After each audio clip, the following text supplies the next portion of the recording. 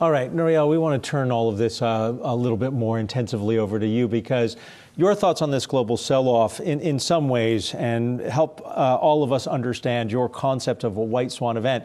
This should not surprise people that we have a sell-off. Whether it was coronavirus, you were expecting something else that was right in front of our eyes, right?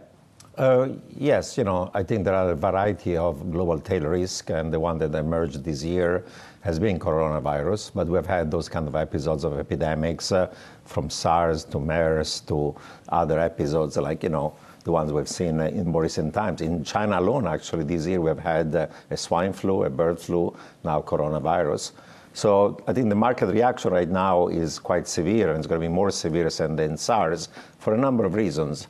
At the time of SARS, China was only 4% of the global economy.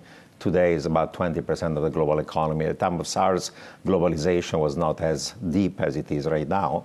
The Chinese had just joined the WTO. At that time, the contribution of China to global growth was about maybe 20%. This year, half of global growth is accounted by China. And there is all these spillovers because now China is key for global supply chains. All over the world, there are firms that are shutting down, that cannot do business because key supplies are not coming out of China. So if you compare it, and by the way, in the case of SARS, as we know, there were maybe, at the peak, 8,000 cases, maybe a few hundred people dead. This time around, not 6 months into this thing, but a month into it, we have already 100,000 plus cases and 3,000 plus people. And we have not yet seen the spillovers then to the rest of Europe, to the United States, and so on. So I think that markets are now finally, until last week, they were totally delusional. This time around, we had the correction. But think of it this way. In the fourth quarter of 18, we had almost like a bear market. Why? Because there were worries about the slowdown of growth of China and a slowdown of growth of the United States. And the Fed was saying, well, we're not going to stop at 2.5, we're going to go all the way to 3. This time around, even in the best scenario, people talk, for example, about the V-shaped recovery in China. Let's assume there is a V-shaped recovery in China. What does it mean? It means that output is done in the first quarter, and then it grows faster than before from the second quarter on. Now, let's assume that Chinese growth in the first quarter is going to be -2 in the quarter, annualized -8.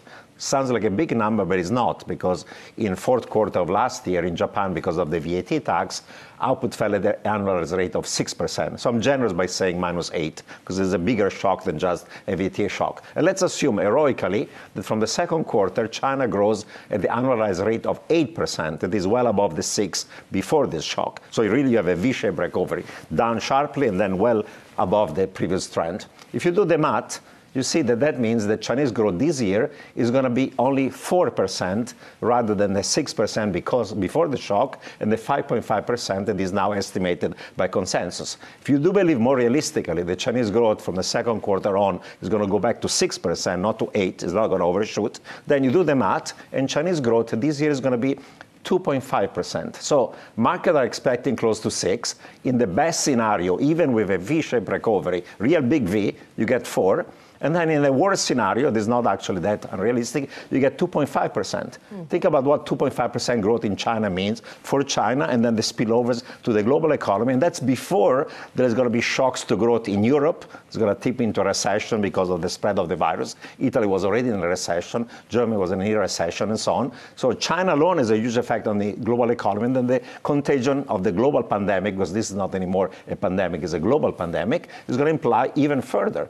You add all these things up, assuming that maybe we end up, just because of coronavirus, potentially close to a global recession, doesn't look totally far-fetched, frankly speaking. Nouriel, what does the speed of the sell-off tell you about underlying vulnerabilities, dangers lurking out there?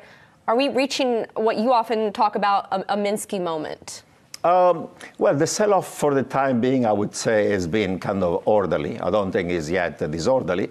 Of course, the market was overbought, and it didn't make sense that, that the market was going to higher highs by the middle of February, the time when we knew there was this coronavirus, and would have some effects, at least on China, on the global economy. I think there was just delusion in the market. Now there has been an orderly correction. I don't think that we have yet a situation there is a financial crisis, because one, credit markets are still functioning.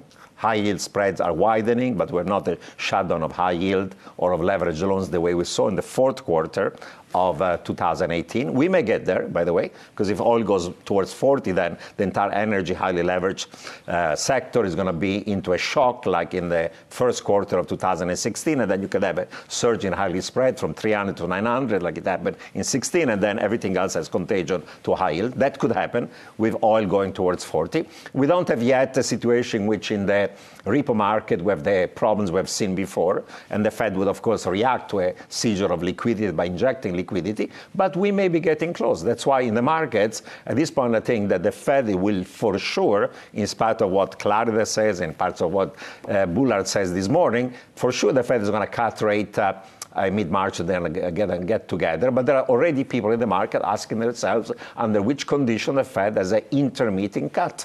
And I would not rule it out, because if you have another 10% down in the next week, if the credit market, high yield leveraged loans shut down, and if you have problems of liquidity in the repo market, then the Fed cannot wait until mid-March. They'll have to act literally in between meetings. It hasn't happened in a long time, but the Fed could do it, the ECB could do it, the BOJ would do it. We could get to that point. We're not yet a situation in which markets are in a total free fall, seizure, and so on, but that cannot be ruled out. If in the next week the news out of Europe and US is, a few cases. I mean, the other day, Brazil, one case, and people panic about one case in Brazil. Wait until there are a couple hundred cases in Germany and the United States and ask yourself what will be the market reaction, rational or not so. Hey investors, Zach Guzman here. Are you interested in learning more about the markets and getting the latest financial news? Well, then click right here to subscribe to our Yahoo Finance YouTube channel.